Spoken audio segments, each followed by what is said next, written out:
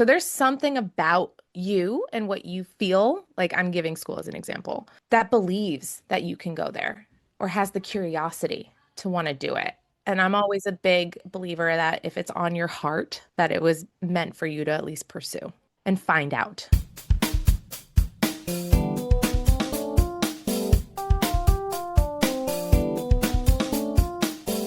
Welcome to Your Creative Mind. This show is all about tapping into your creativity and using it to build a life you love. You'll hear practical tools, inspiring stories, and conversations with artists, writers, innovators, and change makers who are doing the work, so you can too. Let's spark your imagination, focus your energy, and create with purpose. Ready? Let's go. Hello, and welcome to the Your Creative Mind podcast. I'm your host, Izolda Trakhtenberg. Thank you so much for taking the time to listen. I'm ridiculously excited about this week's guest, so much so that I can't even talk. Today's guest is a dear friend and a returning powerhouse, Miranda Roldán. And you know, she's been on the show a couple of times. She's incredible. She's an actor, most recently seen on Netflix's Sirens. And if you haven't watched it, go watch it. It's fantastic. She's a filmmaker. She's a military spouse and mom, and she's flipping the script on what it means to be qualified. Her newest film, Unqualified, is already creating waves, and for really good reason. If you've ever been underestimated, if you've been told your lived experience doesn't count, or questioned whether your unconventional path has value, this conversation is going to hit home. Miranda brings truth, humor, and wisdom in equal measure, and you're going to walk away with insight, inspiration, and really some practical tools for owning your story and turning it into impact. I'm thrilled to have her back on Your Creative Mind, and you're going to love this. Miranda, thank you so much for being here. Welcome. Thank you, Izolda. I'm happy to be here yet again. I know. I love having you here. We were just talking about all sorts of stuff right before we started recording, and we haven't actually seen each other in real life in years, and yet I feel as close to you as if we're hanging out for coffee at least once a week. You're one of those people. You're one of those people who, when someone meets you, they know they've got a friend for life, and you're like my husband in this way. You have this sheer magnetism and charisma that just draws people to you, and I'm one of the moths around your flame, so here we are. um The feeling is mutual, I have to say. Like it always is feeling like a warm hug with you and uh, just like a nice session with a really fun girlfriend. And it's good for my soul. oh, likewise. And you know what's really amazing to me, we were literally right before I hit record, we were talking about motherhood and the fact that I've never had children. You have become a mom since the last time, or maybe Mhm. you had just had Romeo right when you were on the show last time. Tell Mhm. me about that. Tell me a little bit about what that's like and how that's affected, I would imagine, every other part of your life. Yeah, it's kind of a trip when it's due to have a catch up because it's like, oh, I made a whole human, Yeah. what's new with you? It's been quite a whirlwind. I mean, not to sound cliche, but when they say like your world is just totally turned upside down, like I think that it's been turned upside down. There's color that has been added, and then there's also like this energy that has been sucked out of you to some degree with just trying to manage it all. But it's been quite a journey, I think, with any woman who goes through this life path. I mean, you really are faced with like this moment after you've been in survival mode, let's say for like a year, Hmm. okay? Your Hmm. body's been through the ringer and you love this child and your heart has expanded like 300 times. There's this moment though where you're like, who am I? Who am Right. I before child? Who am I now? And like, who do I want to be? And I think it's really interesting for creatives, especially, to kind of go through this on maybe a deeper level because there's a part of you that doesn't want to give up all these like creative endeavors. And I wouldn't say you have to give them up. You just certainly have to reprioritize like what's most important now. So I've been going through and I would say still in this like sense of transition and figuring out, who I am and how I want to show up. And you know, that's amazing to me because what you're talking about here, this obviously huge change in your life, But it sounds like it's made you, in some ways, even more productive and even more creative because you don't have as much time. It almost has to be concentrated now in order for you to be able to get all the things done. Absolutely. It really forces you to prioritize like what can you get done and also renegotiate expectations. I was somebody who is always on the was always on the go. I mean, I would still consider myself that way, but I was able to get, far more done, and it also made me realize like I can slow down. And I'm okay with that. So it was a lot of like retraining of Mm. expectations in my mind. It was more of a mental shift that needed to happen more than anything. The lifestyle stuff kind of came into it. But yeah, you do not have the same 24 hours in a day that you did before. So it always makes me laugh now because I see these like 25-year-old influencers that are like, you have the same 24 hours in a day as Beyonce. I'm like, you're childless at Right? 25. We do not have the same time. Like once you have kids and you're over like 30, like it is not the same 24 hours, For girlfriend. sure. But like bless you, enjoy it. Enjoy it while it lasts. So I always laugh. But it's certainly like you have to get really clear on what is important to you and then also communicating and delegating. I am not afraid to ask for help. I think that's amazing. I, who am always hesitant to ask for help, tip my hat to you because it's that's my own stuff. We don't need to talk about Mhm. that. But it's interesting to me because the last time we talked, you were like, "You're not going to believe what I'm doing." And I said, "Okay, yes, I know I just had a kid, but I'm also going to I'm writing this movie and I think I'm going to direct it and I think I'm going to be in it." And I was like, how are you doing this? Where, you say, they say you have the same 24 hours, but it sounds to me like you're sticking 36 hours into a 24-hour day.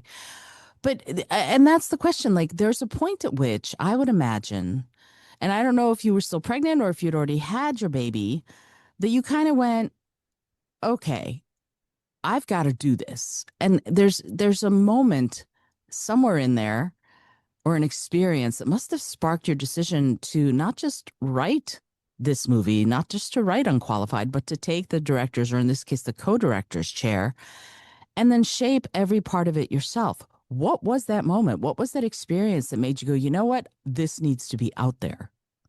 Yeah. Okay. So there's a little bit of a leading up to that moment because it certainly was not expected. I did not expect to write a short film and execute it and do all the roles that I have done so far.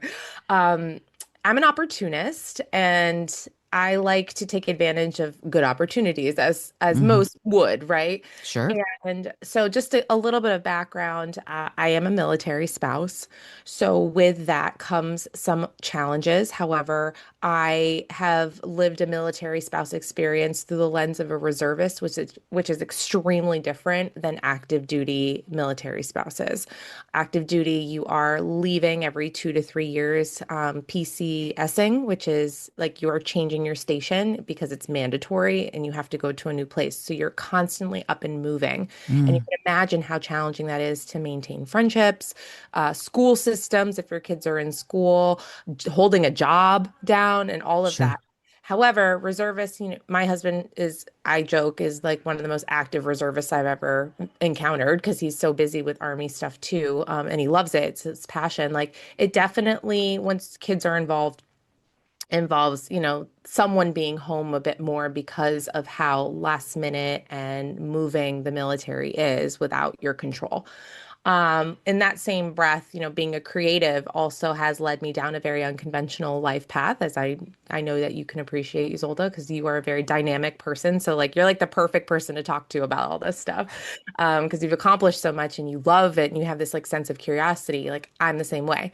So we were presented with this opportunity where we have some benefits called the GI Bill benefits, and that is when the Army can pay back schooling, and that based on my husband's service, he can go back to school and get school pretty much funded 100% on eligible schools, or military spouses or dependents like children. Mm. So we found out that we had like a chunk of GI Bill that still could be used. And my husband already has two master's degrees. So he's like, I don't need any more school. I don't want any more school. Do you want this opportunity? And I've always wanted to get my master's and said, absolutely. But, maybe we should just give this to Romeo and wait. And we actually, because my husband's also a disabled vet, get benefits through his dependents, can go to college for a very affordable price or essentially don't have to pay tuition either. So it's amazing the benefits that come with the military life, with also great sacrifice. I Mm, don't want to undermine that at all.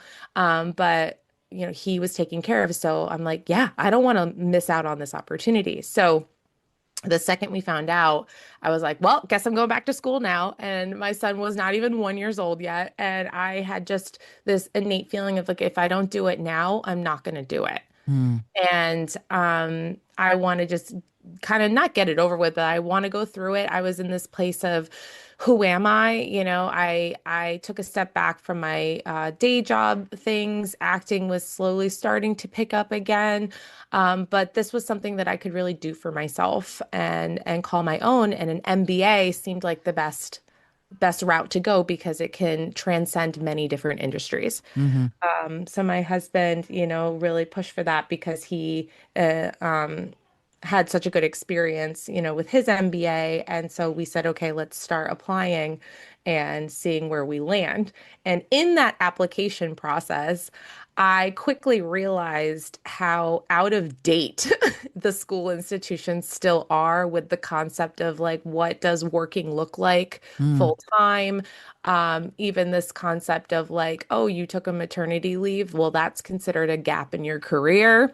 A lot of very Wow. interesting, not so great conversations that were happening that I was like pretty surprised. They almost like just didn't know what to do with me. I have all these like things that I've done in my life between my civilian and creative life, and they just didn't know what to do with me. And I got rejected. And I was like, Wow. wait, what? And it took some persuading. And through that process, though, like I was very frustrated because I was like, there's no reason why I don't qualify for this particular program. I have a business consulting experience and everything. And it just all made sense. And I was just kind of baffled. And so, and frustrated. And like at one point wanted to give up, and was like, well, maybe this isn't the route for me. Maybe we got to start something new. And in the midst of that frustration, I wrote this short film because there were some really important underpinnings of things that I'm like, I can't believe it's 2024 and we're still dealing with this mindset of this Right. like old school institution where like by the book, they want you to fit in a box. And Izolda and I do not fit in boxes. We have lots of boxes. That's We right. have all the boxes. So it motivated me to write this short film, but really to how do I show up for this military spouse community and showcase them because a lot of times they're sidelined. I had to educate a lot and tell them like, hey, it's not gonna, my resume is not going to look like this. It's going to look different because of these reasons. And I realized that the story of the military spouse through that lens needs to be told more because they're often sidelined and forgotten about. And yeah, I think that's really what motivated me, but it's quickly becoming like so much bigger than myself. Wow. Yeah, that was a lot to say. I'm gonna stop. We could sit No. there talking about. I was like, there's so much here. Yeah, because first of all, what well, I don't know if I'm shocked. I don't know if I can say I'm shocked, honestly, because this is first of all, I know you go, I see a goal, I'm going to figure out how to achieve that goal. I know that about you, and that's amazing about you. And when you're sort of at the mercy of institutions that have a certain way of doing things, you can beat your hands bloody against that particular door and never actually get in the door, no matter Hmm. what you offer.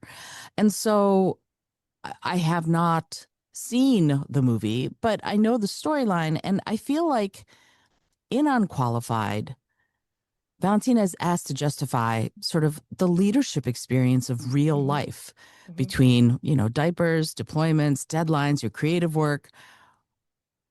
I guess what I want to know is why do you think those forms of leadership, those forms of being involved and being active are still seen as less than in some of these more educational or more institutionalized spaces? That's a question I've been asking myself this entire time. Mm.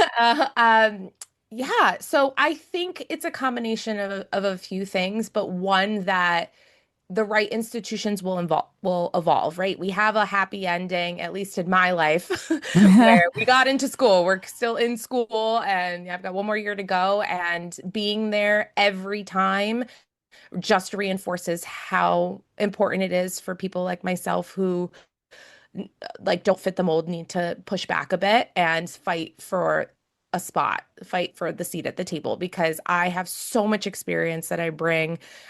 It's very diverse, my cohort, and I just am excited that I can bring so much to the table through life experience and then also, work experience too.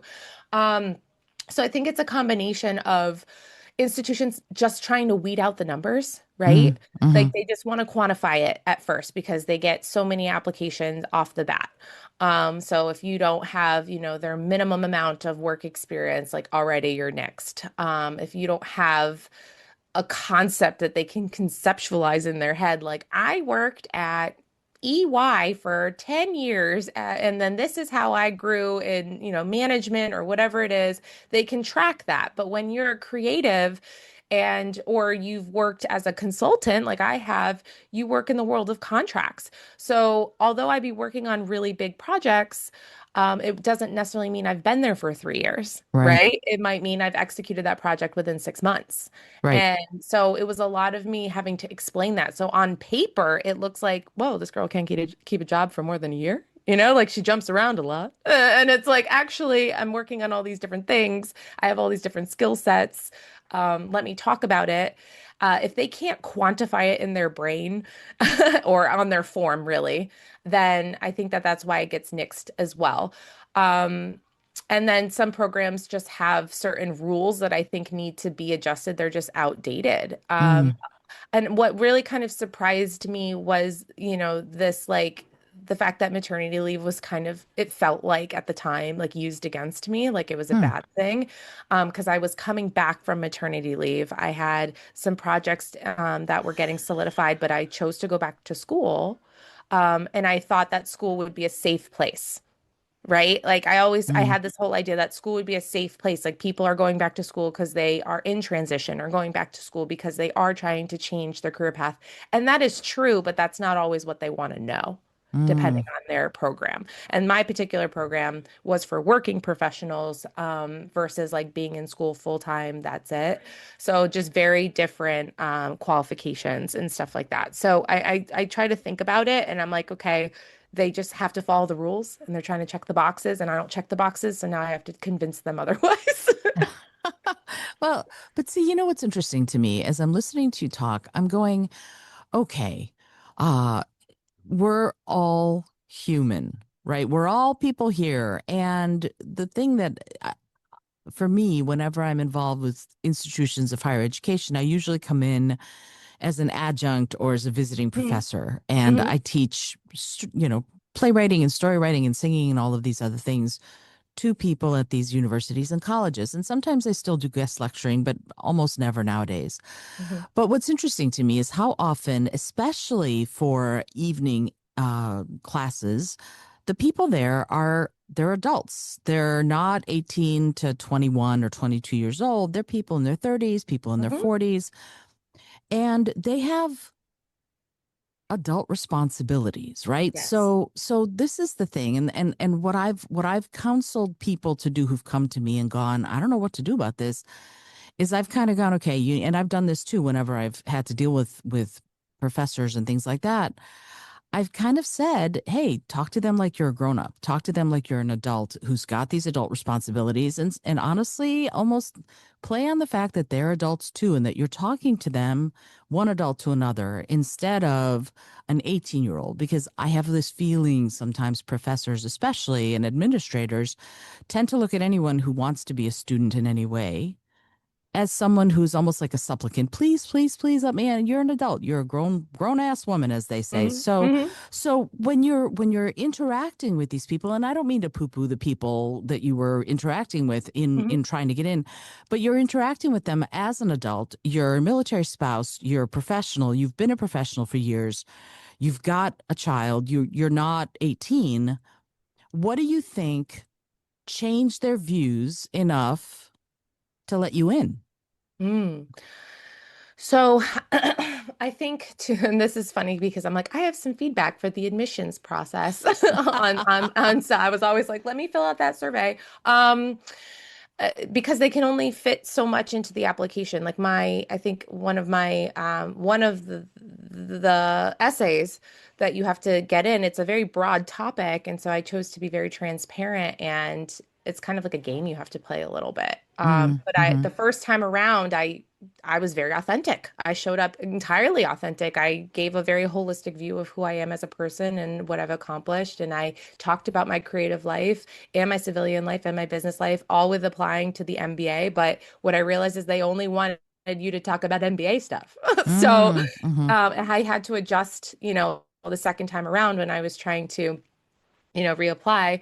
But also, given the interview. Like I'm so much more than just what's on the paper, right? Sure. And like you said, with all this experience and adult lifing, I very much thought that I would have been able to have a conversation to explain myself. So I had to push for that interview to make sure, like if they had any questions about my resume or essay or whatever it is of how I was showing up, please give me the chance to answer those questions, have a conversation about it. And so when I pushed back in that regard and like really asked to be evaluated fairly, because I felt like it wasn't or I was misunderstood, they did open the door to have many conversations, some very good, very in depth, where I was then showing up for myself, my military community, and explaining from that perspective. And then also teaching. It was a teaching moment. I saw the light bulb go off where they were Mm-hmm. like, wow, we really put a lot of light towards and attention towards veterans and the soldiers, which rightfully so. But we are not giving the military spouses who are also serving indirectly the time and attention that they need. And some of them may only have volunteer experience. Maybe they've been in the army since they were 19 years old or involved in it, right, with their spouse, but they had a tremendous amount of volunteer experience. They were able to formulate, other groups and stuff where that can all be translated to leadership skills or to skills that actually matter in the real world. And Sure. there are more programs that are coming up that help, like hiring our heroes as part of the U.S. Chamber of Commerce, a huge leg in helping military spouses get positions and matched with companies that recognize them and appreciate them. But being a military spouse can be very isolating as well because Mm. think about it, you're traveling again, or it's not like you get this like big orientation meeting Right. once you sign the marriage papers. Okay, it doesn't happen. You have to go actively find your community. Unless you're living on base, then it can be very strong, but you're right next to all these people doing the same thing. So the military just it's not black and white. It's a different experience for everyone. And so for me, it was such a big teaching moment for myself to learn more about the spouses that deal with PCSing and the deployments, and then also like how am I going to show up and how can I make a difference and like also fight for what I know is right, which is getting into school and bettering my education so I can provide for my family with a job that's, in my desire and in my wheelhouse. So I does that answer your question? It does. Yeah, Okay. and it's so interesting to me because yes, of course it does. And yet I find myself kind of going, but wait, right? It's weird to me to have someone like you who I know to be incredibly intelligent, incredibly dynamic, incredibly involved and and motivated to do all of these things. And there are so many other military spouses who have developed productivity skills and organizational skills because of their circumstances, right? And Mhm. yet uh I looked it up, and military spouses face something like a 22% Yes. unemployment rate. Yes. And so I want to ask you a very interesting question, and Okay. let's see how you answer it. If you had 60 seconds Yes. with the CEO of a Fortune 500 company, what would you say to them to shift their thinking about that? I'd like to see their common ground about it. I'd introduce myself as a military spouse and say, "Do you have anyone in the family? Are you connected with the military at all?" Because then that's going to give me such more of a platform to talk to them more specifically, or having to shift my mindset and educate a bit. And so, if I had 60 seconds, I would say that we are resilient and we are resourceful and we can adapt in so many different ways and circumstances. And we have to take on leadership inside the home and also outside of the home. When the spouse is gone to God knows where, right? We have to be the ones to be head of the household. We have to be the financial advisor. We have to be, the maid. We have to be the house manager. And the mental load to be able to juggle all those balls is intense, but it's vital for your family to thrive. And I think that's probably one of the biggest responsibilities you could ever have in your life. So why wouldn't you give me the opportunity to showcase all those skills on a managerial level or on a higher education level? And mic drop. Yeah, absolutely. I mean, seriously, that to me, when you're in a position to have all of this experience and all of these skills that are not, this is going to sound weird, but they're not book learned. They're hard won through practical life experience. They're from the streets. Well, yeah. I Streets, mean, Izolda. exactly. I mean, honestly, that's the thing that's so interesting to me because when I think about it, I I've often encountered people who are incredibly book learned, if you will, who've got all of this experience through curriculum, but don't Hmm, really hmm, have a lot of practical know-how because, frankly, books can only give you a certain number of scenarios for how to deal with things. And you get out into the streets, as you said, and it's hmm. completely different because things Completely. happen, right? And so, as a military spouse, you've had to deal with a lot of things that a lot of academically minded people or academically trained people might not have ever had to deal with because there are only so many, as I said, possible scenarios. Hmm. So when we're sort of in this space, it's a bizarre place of both strength and vulnerability. Yes. Yeah. And so I'm wondering with this to I'm going to keep going back to unqualified even though there's other Hmm. stuff we can talk about. Yeah. Uh you've done this on practical levels. You've also done this on screen, right? You've played strong roles on screen, but unqualified puts your sort of real life leadership skills as the writer, as the co-director, as producer, as all of these things really front and center. And so I guess the thing that I'm wondering is what's more vulnerable for you? Is it acting in someone else's story or is it creating and directing your own, which is so personal? 100% the latter. When it's your own, it's almost like you're showing up naked in front of everyone constantly and you're like, "You like?" It's so vulnerable and it's this journey has so many ups and downs. I mean, from the beginning of just applying to school and then creating this film and then now we're fundraising for this film and that is a whole other element I have to exercise where you have to show up and you're like, now I have to ask people for money. But I know it's such an important story to be told. And it's really the one that's driving me and allows me to get up every morning and say, like, no, we're gonna hit the computer, we're gonna talk to people, we're gonna come on amazing podcasts with really great friends to talk about topics that like are really important to talk about. So I love that we're diving deep into it because the messages here in Unqualified, it follows a military spouse whose spouse is deployed to a location she's not sure of. She Mm, has a toddler. She had just PCS to a new location and she's trying to go back to school. So it's not 100% my story, although it's very loosely based on like the process of going to that admissions interview, which doesn't really go well. And there's some comedic mm, elements in there. Um, but it is a she represents Valentina represents a collection of women who are doing the same thing in some capacity. I wanted her to represent that military spouse who is doing it all and still has those big dreams because there's no reason why we necessarily have to put them to the side forever. Right. And sometimes it means showing up because a lot of times they do feel sidelined. They do feel like they're forgotten about.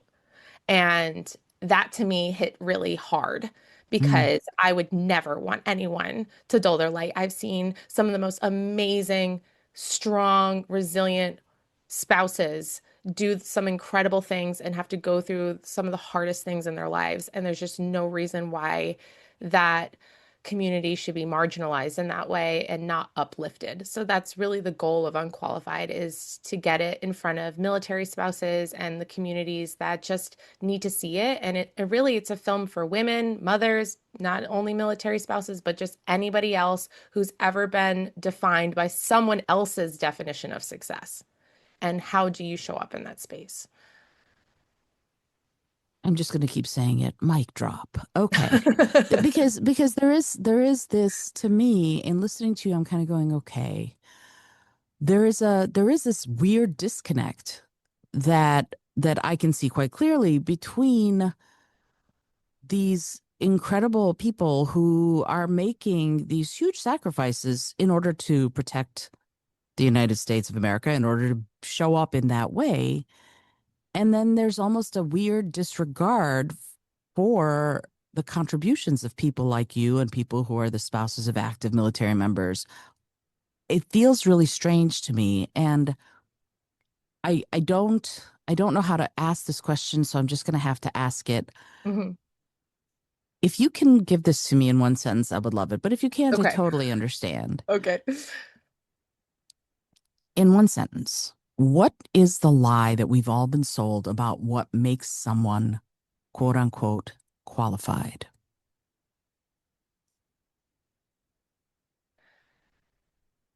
That you have to bring in the money. Hmm. You have to have the title to bring in the money. And Interesting. yeah, I that's the first thing that came to mind. Mm-hmm. And so much of it is kind of this status that we attach to the money and the job title. Like, how many people do you know that are like that's their entire personality, is their job title? I mean, it's evident because that's all they talk about. Or they make sure you know. It's kind of like the Harvard person being like, I went to Harvard. And you're like, "Oh, okay." They make it known. They make it known that they went to Harvard. Right. Same thing. And to me, that always like I'm so proud of you. Obviously, you're very proud of yourself as well. But like, what's driving that need to have to say that is what my like psychology analysis starts going into, is like, are we not feeling like we're enough? So we have to say that multiple times. And that's where I think that's the biggest lie, especially like as much as I want to say that we're women forward and, the DEI initiatives and all this like good stuff, the good elements of it, are in a far better place than it was many years ago. But there's just so many deep rooted things. And I think just from biologically, like women are put at a disadvantage in a male situated society, right? A Mm-hmm. male Mm-hmm. structured society. Like, of course, we're going to be put at a disadvantage. But I also feel like, well, can you grow a person? So it's like I think the level of species is like we are far more qualified to do a lot more things. Right. It's just in a different capacity and like, and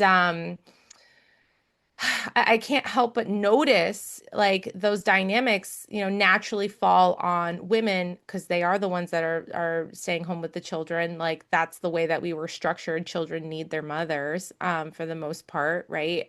For different reasons. And it just puts us at a disadvantage in a male structured society. But I think if we were to flip the script and honor women a little bit more and structure society a little bit more tailored, and the way that we can do that is honoring maternity leave and Right. changing the narrative that it's a career gap.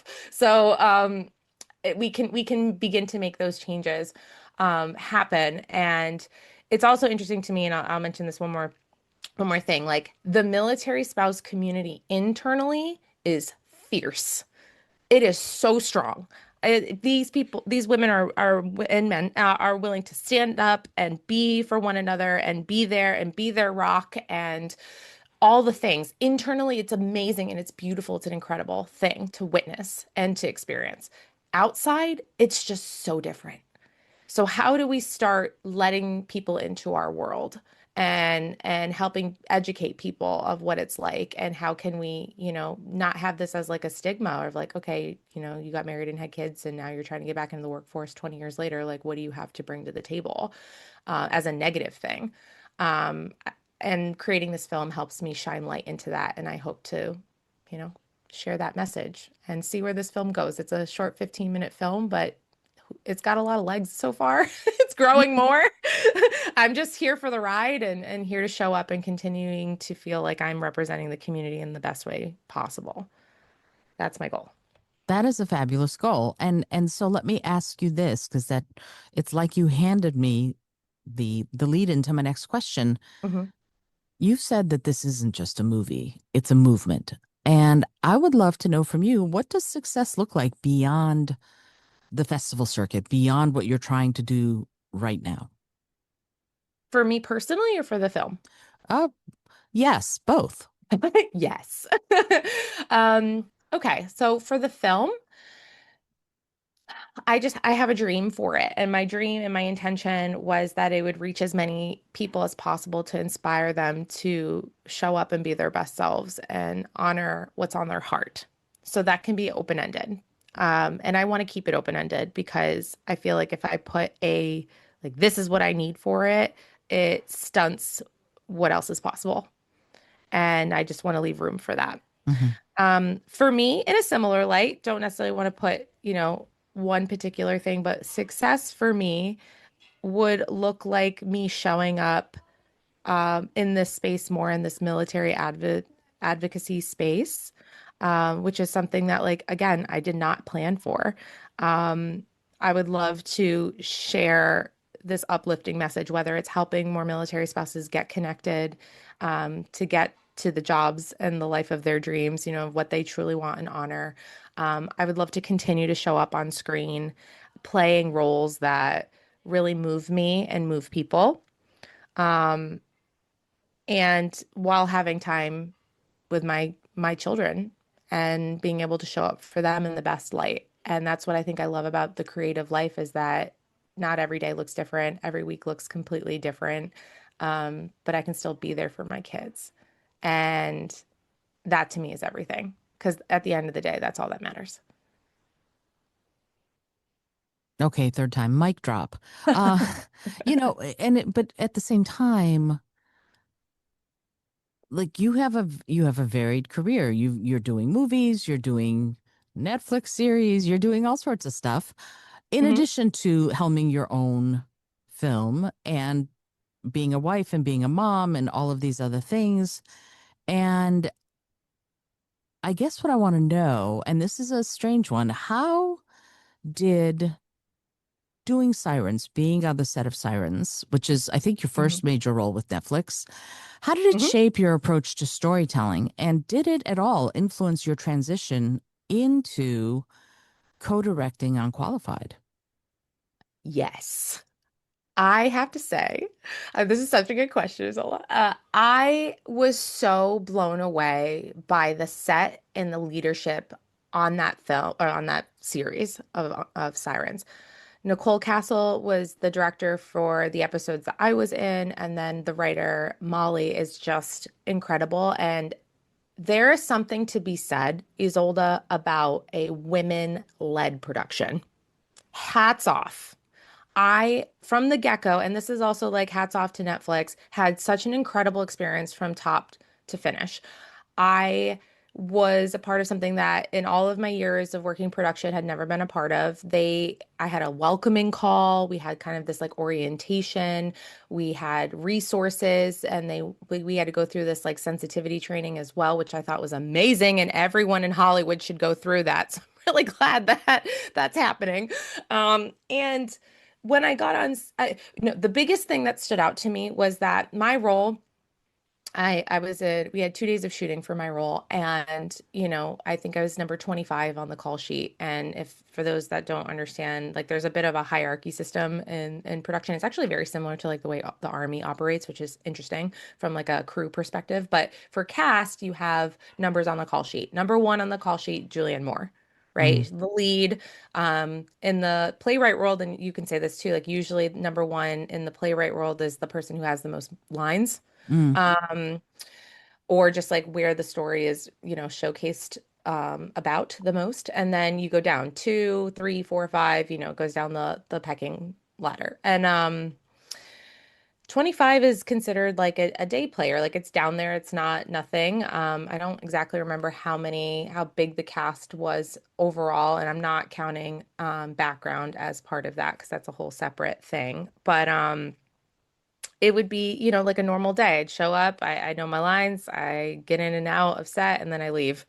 That was not the case with this experience. I had a personal meeting with the director. I got to have a conversation with her, and that like almost never happens when you're on that order of the cast list. Like I would expect that maybe like top 10 mm, sort of thing. But the fact that she took the time to have a conversation with me, I told her that I was really interested in directing and like this is going to be such a great experience for me. Like I'm new here in that space and like would love to just learn from you and how the set is running. And I just could not applaud her and her team more for setting me up for a great experience so far.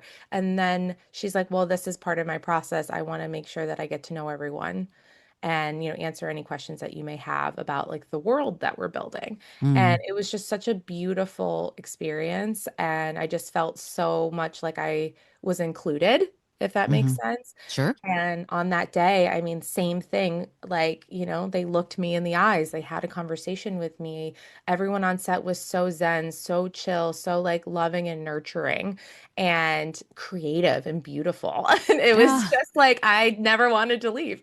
It was amazing. And I made one of my really great friends, Juan Carlos, shout out to him. He plays Cyrus, the photographer in Sirens, and we were buddies, while we were there. And just to meet him, we ended up finding out we have the same agent. Like this is the part of behind the scenes that I love so much. And it really allowed me to keep that mindset that like everyone matters on your set. mm-hmm. So when I took that into Unqualified, I made sure that I had at least a phone call conversation with every single person that was working with me and that like they knew that I gave a shit, That's awesome. about them. And it really helped a lot. And I was a 75% women-led team. I wanted to make sure the message I was saying in the film also reflected the back end, because to me, to practice what you preach is really important. So I'm very proud to say that, this was female directed. I'm a co-director with Maggie Parada because you can't do it all. Like I needed to be actor that day. I need another director on set, and she's someone I really respect. And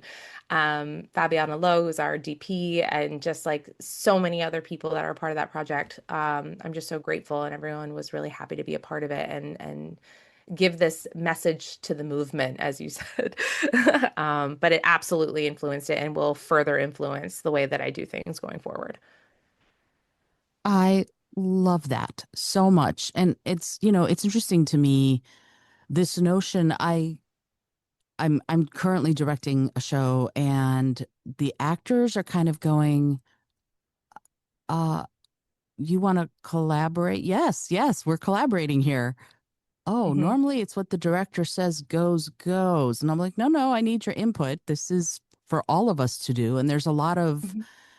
sort of looking at me like quizzically, like a dog, that kind of angles his head at you. And you're kind of going, no, this is something we're doing together. So I guess with these identities that you're talking about, mothers, caregivers, military spouses, those are often invisible.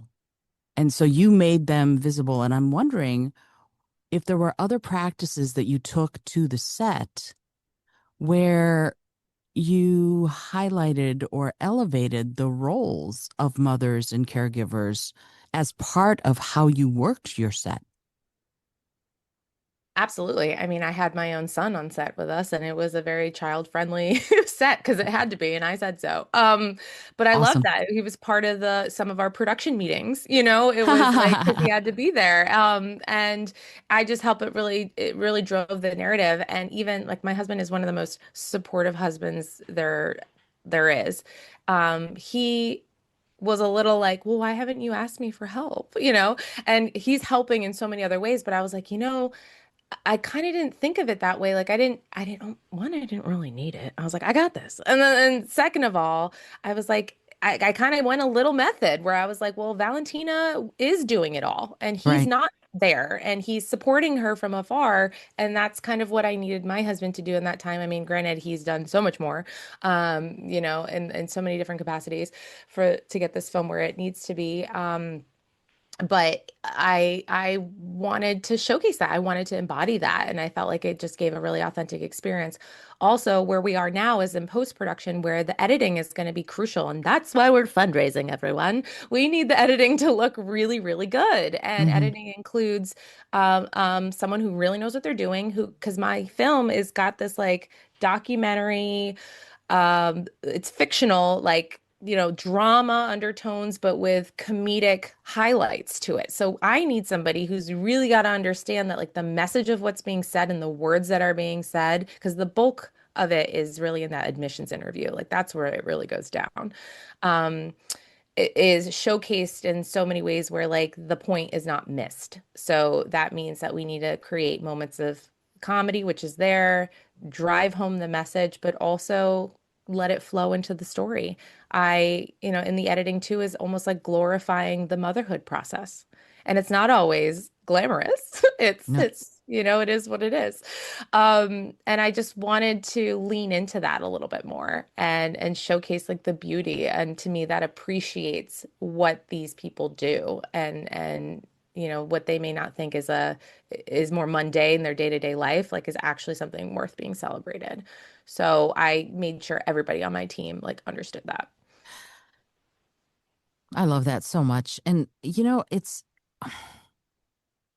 I have so many questions. Uh Yes. I know you're fundraising and I want to talk about that in a minute, but I still have more questions. I hope that's okay. Yes. Uh Yes. I got so time. so tell me, imagine a young mom is watching Unqualified in the middle of the night, baby's asleep next to her or on her chest. What do you hope she walks away believing about herself? That her dreams don't have to die, that it's okay that your dreams change and evolve. And sometimes your dreams are being the best mom that you possibly can be. And that's all you want to do. You don't want to go back into the workforce. Sometimes that means that you love your child, but you also loved your job before child and wanting to have an introduction back into that life again. Um, the music in this film actually really is important because Valentina is a person. Like, to me, the music shows her personality from the internal standpoint. And it's holding on to like that girl or that teenager, that young woman that she was before, this life and this child. So for me, it's like it's still staying true to like yourself and that there are bits of you still in there. You're still in there. You just look a little bit different. To me, I think you've got a promotion in life after becoming a mom or after, you can even say a spouse. That's a whole other dynamic that you have to now embed into your identity, right? But how do you still hold on to who you are?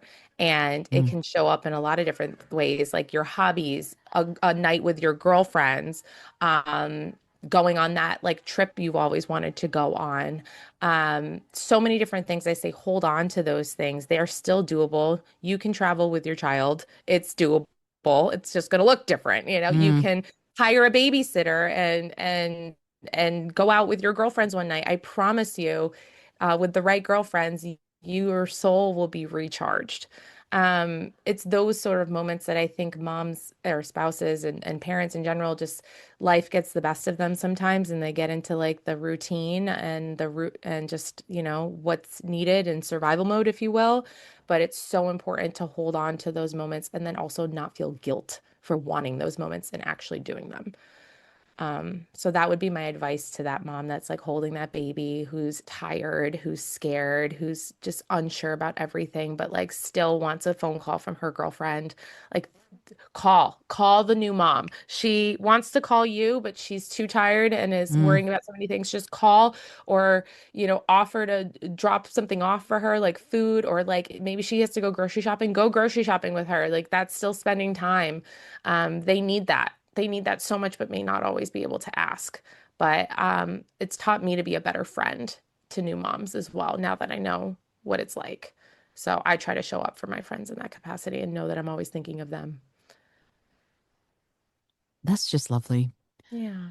It is because we, I feel like I'm not trying to be sexist or whatever, but I feel like women more often than men or others are told that our wants, our needs just don't matter as much. And sometimes that they just don't matter. So we kind of have to look out for each other. Hmm. Right. And so, and the same goes with experience. I remember when I was applying for law school, uh, I had asked for a professor to give, you had to get these recommendations, and I was applying to American University. But I Hmm. was also working one full time job and a part time job and going to school at the University of Michigan full time. So I was exhausted all the time. And I, of course, didn't have children, but Hmm. I was busy. Yeah. And I remember Professor Joe Blotner, who was an amazing professor. He was the person who wrote my recommendation. And he did something interesting. He sent it off to American University, and we weren't supposed to see the recommendations, but he sent me a copy too. And I will never forget what he said. He said, I think you should let her in, even though her grades don't reflect what you might want in an American University law student. But I got to tell you, she'll surprise you. She will be great. It Wow. was like a 3 sentence letter or something like that. And Three sentence letter. I love I that. mean, that was it. That was all he wrote. And I was just, and I, You're like, cause uh, he's like, I just want you to know what I wrote for you. And he sent me a like a photocopy of the letter. And I was just blown away. He's like, I understand she's only got a 3.5 and you need people with 3.9s or better. And give her a chance. She works really hard. She's going to surprise you. She's going to be great. And I started crying personally. I was like, oh, somebody believed in me in a way that I had no idea I needed for them to believe in me. Do you understand what yeah. I mean? Yes, and how simplistic it was. Like, you don't need this whole long thing. You Right. don't, but we kind of think that we do.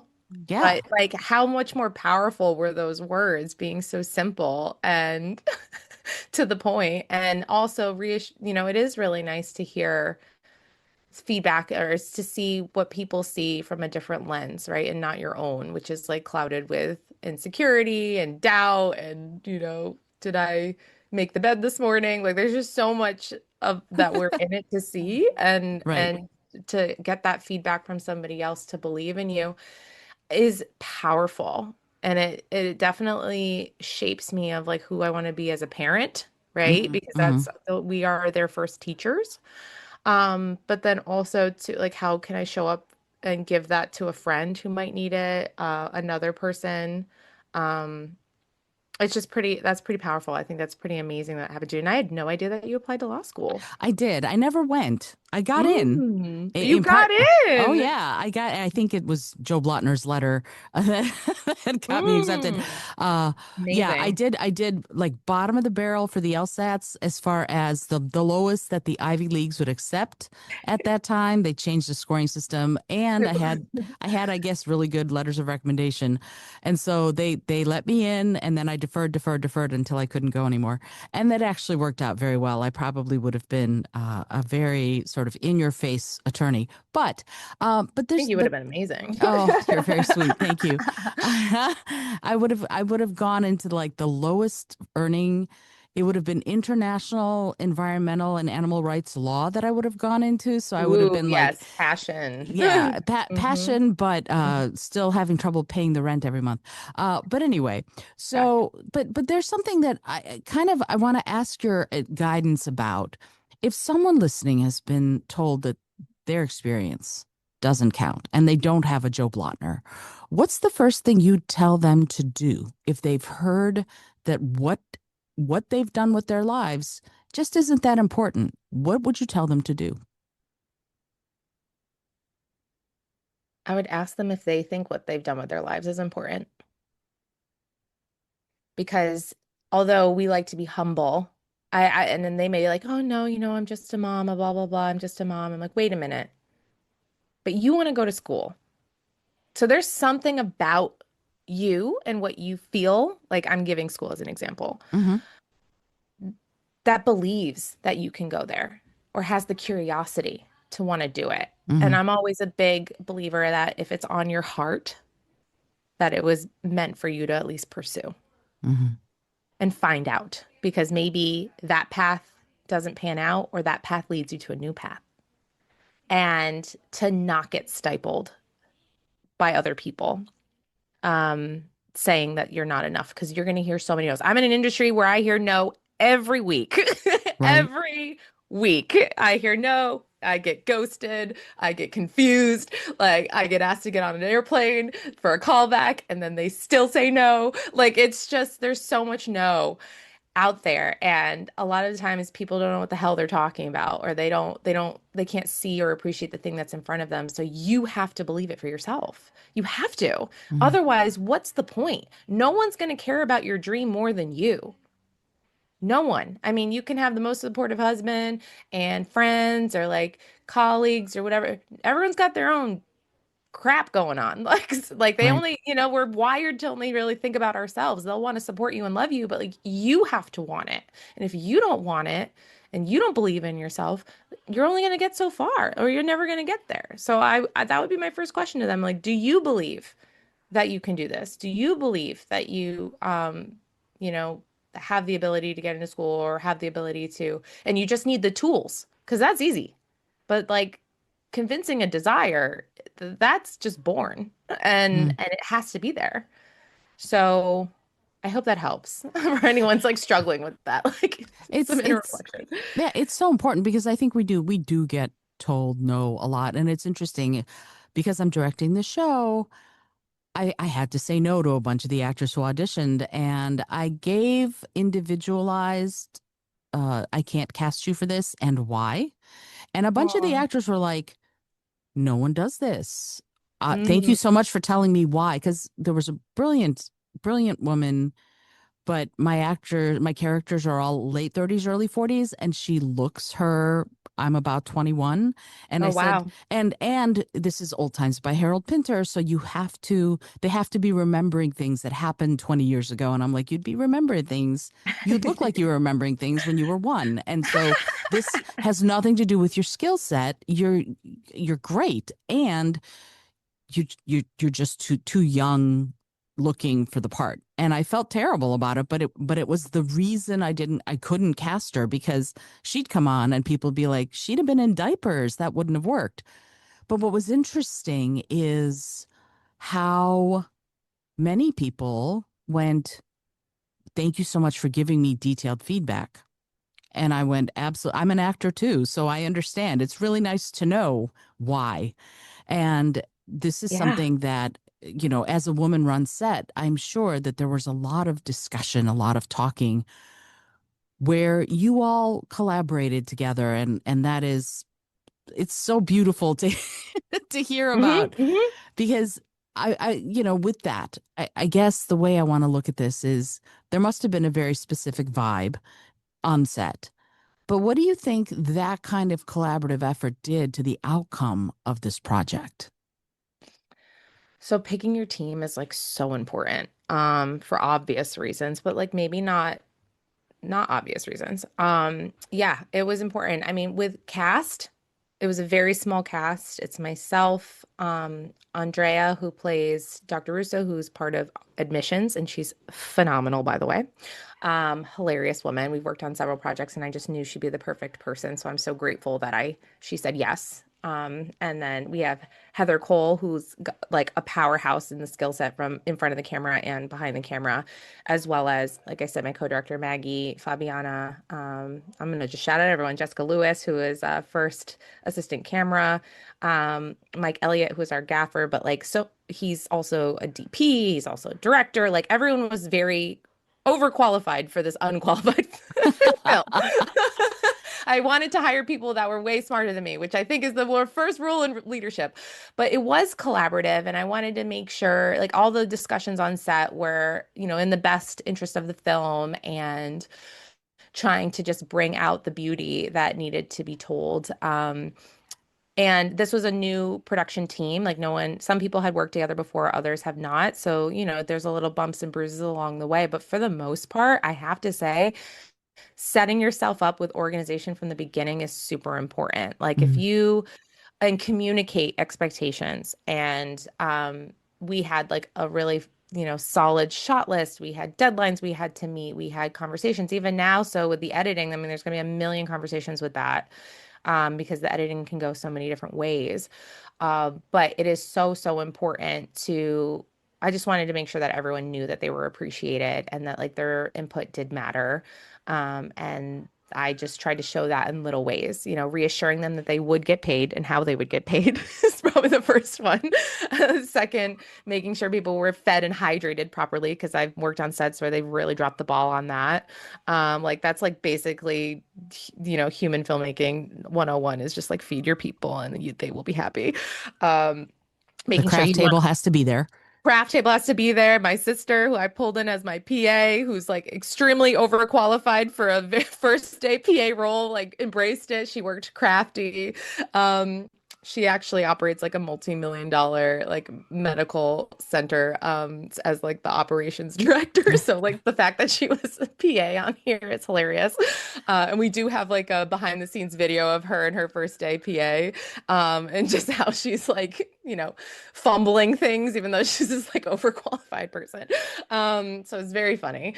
And yeah, I think I hope that people came out of it with like a good experience. We also were on time, like we didn't run these like they're always long days when you film. We shot in 2 days. I was very resourceful, but also I wanted to make sure we were so organized so we stayed on time. Mm, Which I think sometimes creatives get a little wonky with that. I mean, some stuff is out of your control.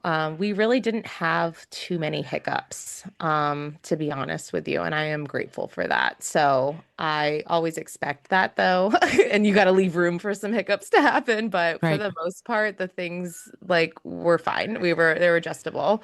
So, That's awesome. hmm It really, because to me, that kind of we're all in this together, let's make something great set of hmm any, whether it's a play or a movie or whatever kind of project, for me, that's my favorite kind of project to work on. But now we come to something that is next step, right? You mentioned earlier that you are fundraising and you're Yes. fundraising for this sort of the next phase so that you can bring this movie to fruition. Can you tell me a little bit about what the fundraising is about and where, if somebody's like, oh, I need to support this, which if you're listening to this, you obviously need to support this. Thank you. Uh, where where do they go and what do they do in order to support Unqualified and bring it to fruition? Oh, thank you. So the easiest place to go is unqualifiedthefilm.org. Click that button. It's going to bring you to our Seed and Spark fundraising page. And on that beautiful page that I've spent lots of hours on, you will Mhm. see our intro video. It's like 2.5 minutes or something like that. Tells you more about the film. It gives you a narrative, like why it was made. We talk about a little bit of the stats that you talked about, how military spouses are underemployed and unemployed. Underemployed is like 53%. It's wild. Wow. Yeah, so we're definitely trying to close the gap, and that's the mission of the film. And if they go on there, you can, read to your heart's content, but really there's so many different tiers that you can donate. And so the first tier is, I think, $15, and you get like a little incentive for donating. It's our like thank you back and inviting you to the conversation. And there's different tiers, and at different tiers, you get a lot of really cool things that come, including your name in the credits, including at a certain tier, a wardrobe consultation with one of my classmates. Her name's Nzinga Crusoe with Fifth and Lennox Studios. She'll do a full wardrobe consultation with you because I believe showing up for the job or showing up for the interview just takes a whole level of confidence from a wardrobe perspective. Right. I really wanted to bring her in, and I'm grateful she's donating her time because she's so talented and sophisticated and lovely, to my donors that could have that chance to feel like uplifted and confident and maybe just get, a little zhuzh in their wardrobe. Virtual consultation too, so it's super easy. And there's just so many different tiers. You could even have a chance to be the executive producer in the credits, and there's a lot of fun incentives like a private screening and stuff that we'll do.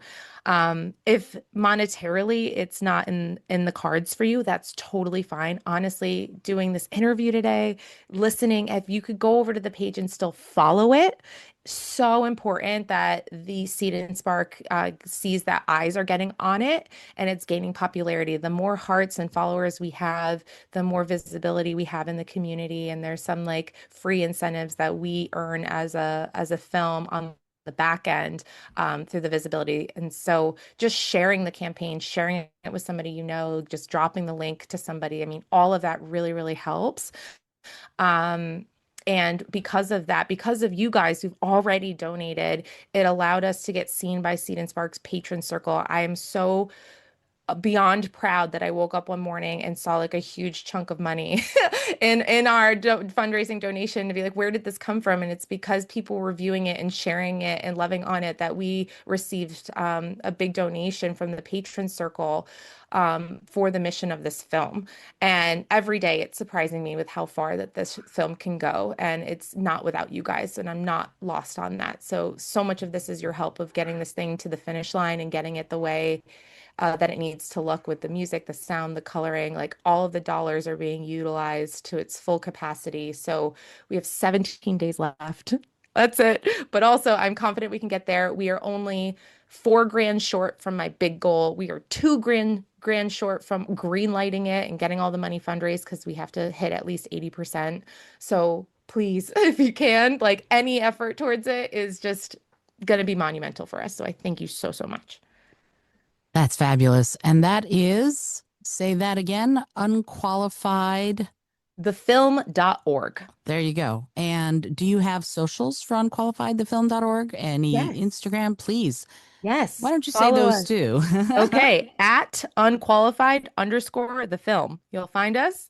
And you can also follow me at Miranda Roldán TV. I cross-reference a lot and you can just stay up to date on what we're doing. And I post lots of thank yous and lots of cool videos from behind the scenes and things like that. So all of that at unqualifiedthefilm.org or follow us on Instagram, unqualified underscore the film. Yeah, and I can attest since I follow you that all of that stuff is super fun to see. And and what's interesting to me about this is because this is from soup to nuts, you get to sort of really witness along with you all as you're developing everything what happens. And it's a real education if you've ever been interested in creating movies and making movies, in figuring out how to write, how to direct.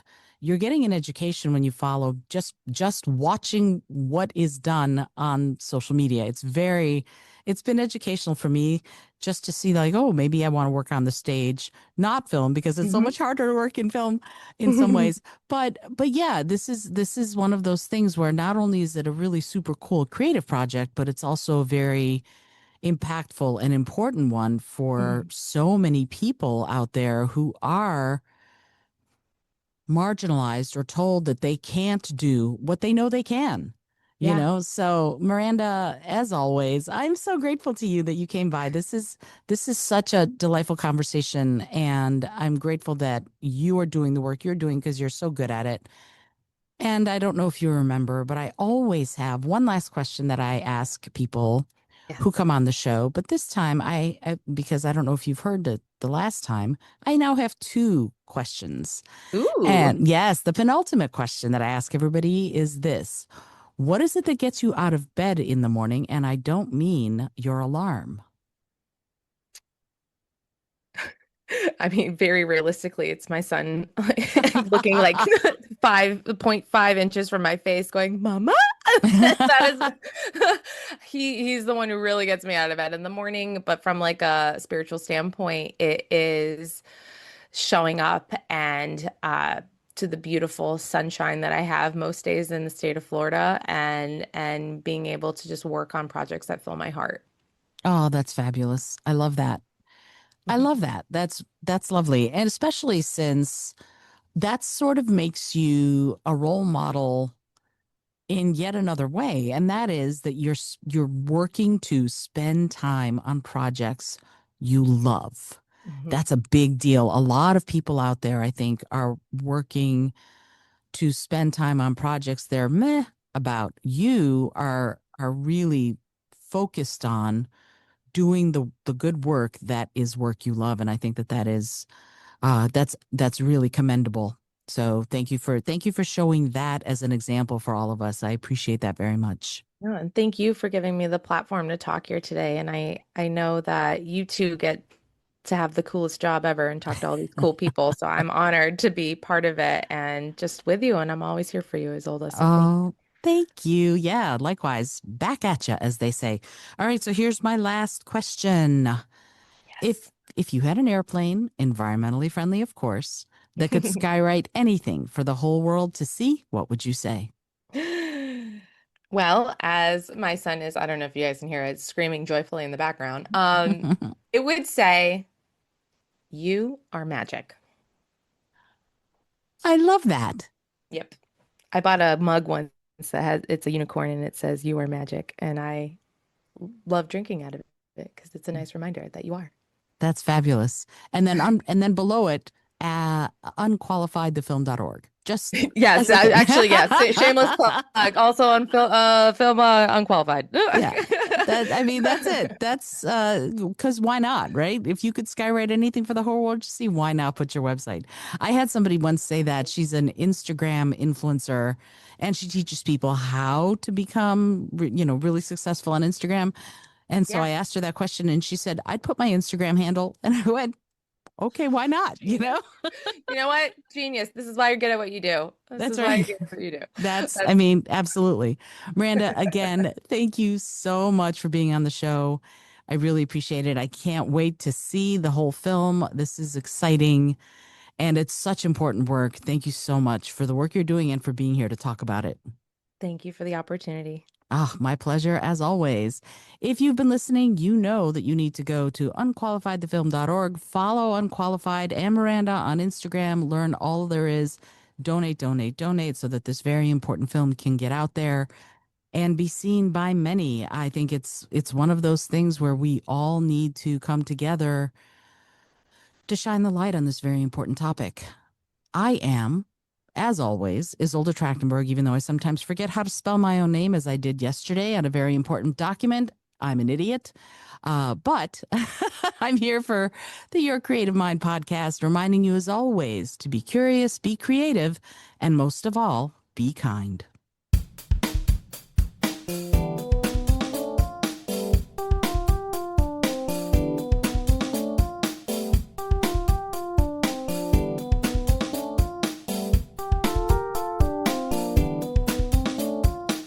Thanks so much for joining me today. I really appreciate you being here.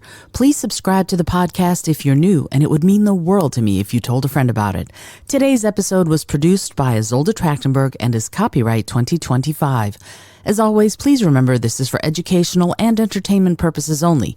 Past performance does not guarantee future results, although we can always hope.